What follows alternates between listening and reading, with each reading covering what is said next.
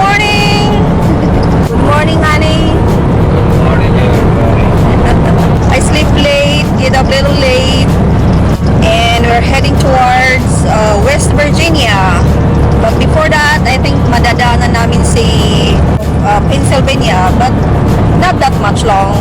Tomorrow is gonna be a Labor Day holiday, and West Virginia is our final destination for our load. So see you West Virginia in a couple of hours. Safe drive, buddy. Thank you. I receive a lot of comments saying, be safe, God bless, careful. Thank you so much, guys, for saying those kind of words. We really need that.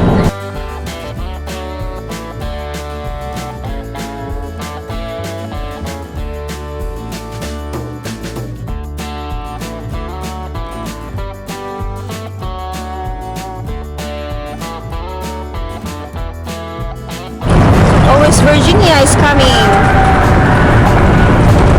Welcome to West Virginia, guys. Wild and wonderful.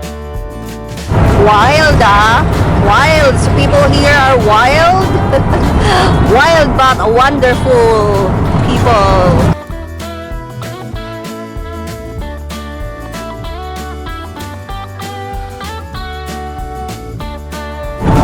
We're almost to stop, guys.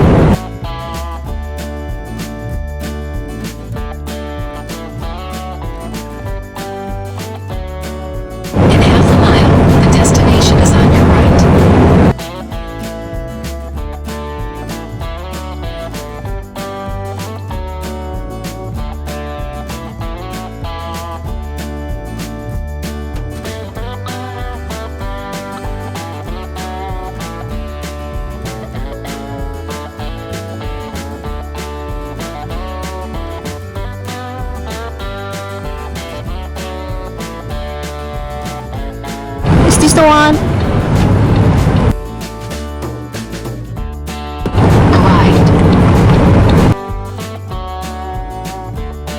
There's one spot there or two spots. Be careful of the deep, the potholes. Oh my God, Jesus. Yeah.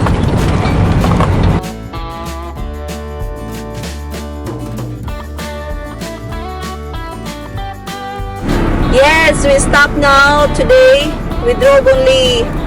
My husband drove only less than 200 miles, honey. We are close by to our receiver area.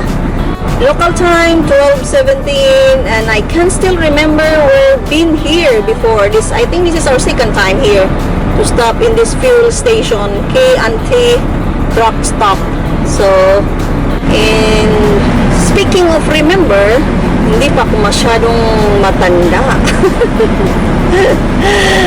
Lots of you guys been asking me how old I am. Hindi ba pwedeng how young I am? Yes, I'm getting old. What do you guess, guys? How young I am? Am I still young, honey? Yes, baby girl. Oh, very young. Baby girl. Oh, I'm his baby girl. Honey, I love you, honey. You, honey, may I ask if how young can I say it? How young are you? I'm 60, going to 70. More than 60 years of your life. That's amazing journey, amazing years. And we have to thank God for that. So me, how young I am? Guess, guess, guess! 24?